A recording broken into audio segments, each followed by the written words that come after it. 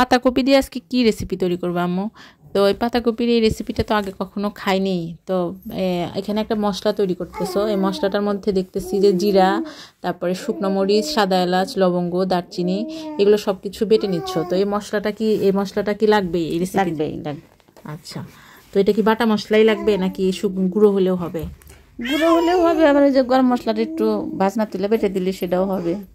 আচ্ছা, তো এখানে মাছ দেখতেছি, তো মাছ দিয়ে রান্নাটা করবা? মাছ দিয়ে রান্নাটা করবো। এটা কি মাছ? কালবাউস।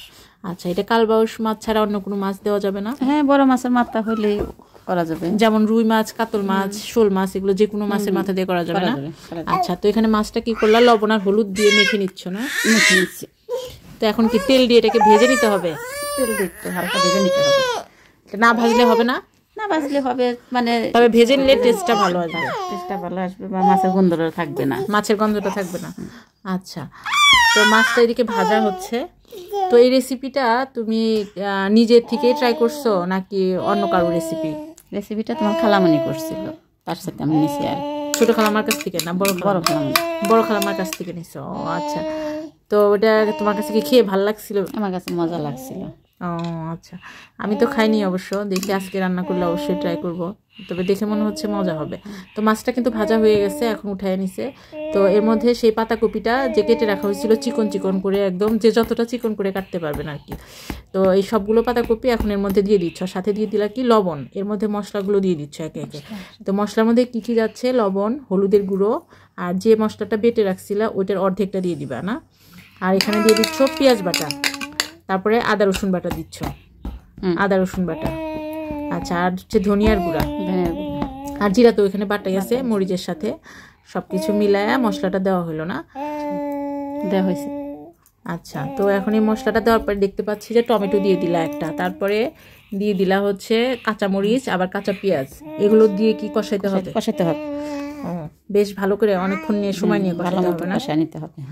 কষানোটা যত ভালো হবে টেস্টটা তত ভালো আসবে না? আচ্ছা, তো এখন কষানোর পালা। দেখতে পাচ্ছেন এটাকে কিন্তু বেশ একটু সময় নিয়ে কষাইতে হবে। যদিও আমি এই রেসিপিটা এখনও ট্রাই করিনি, তবে আম্মু বলছিল এটা খেতে খুবই মজা। তো যার কারণেই কিন্তু আম্মু এই রেসিপিটা রান্না করছে।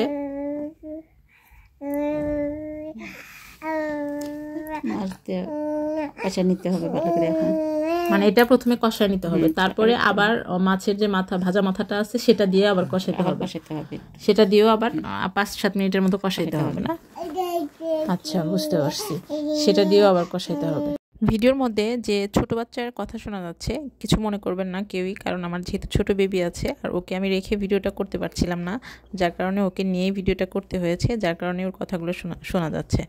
তো সবাই কিন্তু ক্ষমা সুন্দর দৃষ্টিতে দেখবেন। তুমি যখন খেয়েছিলা তখন খালামার বাসায় গেছিলা তুমি না? ওখানে ছিলাম।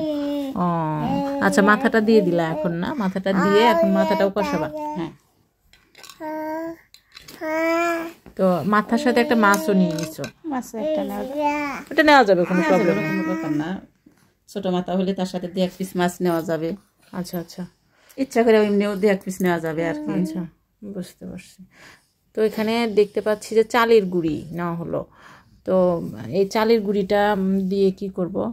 চালের গুঁড়িটা ঝোল দিয়ে ওইটা আবার বলক উঠলে 2-3টা বলক মানে ভালো মতো উঠলে পারে, তখন ওই ঝোলটা চালের গুঁড়িটা দিয়ে দিলে পারে একটু মাখা মাখা হবে, সুন্দর হবে। আচ্ছা, চালের গুঁড়িটা তো গোলাচ্ছ, তো এখন এই গোলানোর মধ্যে হালকা পানি দিচ্ছ। এটা বেশি ঘন করা যাবে? ঘন করে নাকি পাতলা করে? মিডিয়াম ঘন, মানে বেশি পাতলাও না বেশি ঘনও না। আচ্ছা, এই চালের গুঁড়ির পরিবর্তে কি অন্য কিছু দেওয়া যাবে? দেওয়া যাবে। কি দেওয়া যাবে? কর্নফ্লাওয়ার দেওয়া যাবে না? দেওয়া যাবে। আচ্ছা, তো কর্নফ্লাওয়ার দিয়ে কি টেস্ট ভালো আসবে? ওটা একদিন, ওটা এখনো তুমি ট্রাই করো নাই? ও আচ্ছা, একদিন করে খাইতে হবে।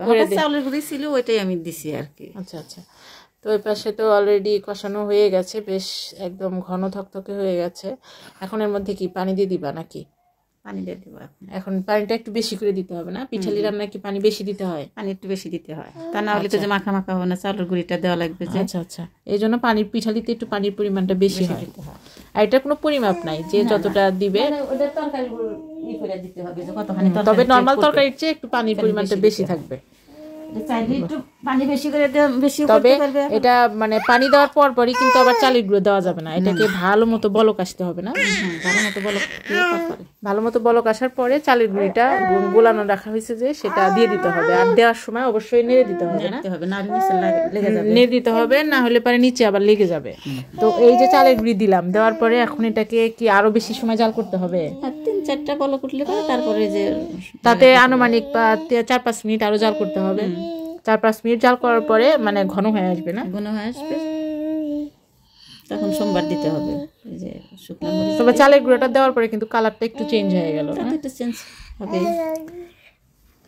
তো এখন এই যে মানে শেষের দিকে, রান্না কি এখন শেষের পর্যায়ে না? এখন শেষের পর তো এই যে অলরেডি ঘন ঘনই দেখা যাচ্ছে, তো এখন কি বাগার দিতে হবে আমার না? কি কি দিয়ে বাগার দিতে হবে? পেঁয়াজ দেখলাম, শুকনো মরিচ আর রসুন, এগুলো দিয়ে বাগার দিতে হবে। জিরা দিতে হবে, আর জিরাটা পরে মানে একটু ভাজা, পেঁয়াজগুলো একটু ভাজা ভাজা হয়ে গেলে তারপরে হচ্ছে জিরা দিতে হবে না? আচ্ছা, এই যে দেখতে পাচ্ছি যে এখানে তেল দেওয়া হয়েছে, এখন ভাজতেছে। এটাকে বাগার বলে, এটা তো সবাই জানি আমরা যে বাগারটা কিভাবে দিতে হয়। সাথে একটা তেজপাতা দিছো, আর একটা হচ্ছে গিয়ে দারচিনিও দিছো, আর এখানে আস্ত জিরা দেওয়া হয়েছে কয়েকটা। সোমবার বা বাগার যে যেটাই বলেন না কেন। তো এই বাগারটা তোলা হচ্ছে, এই বাগারটাই মনে হয় মূলত টেস্টটা আনে না? সেন্টটা অনেক ভালো করে আর কি এই বাগার দেওয়ার কারণে। হ্যাঁ, বুঝতে পারছি। সেন্টটা পিঠালি জাতীয় যে রেসিপিগুলো আছে এগুলোতে মনে হয় বাগারটাই টেস্টটা বাড়ায় না? বাগারটাই টেস্ট বাড়ায়।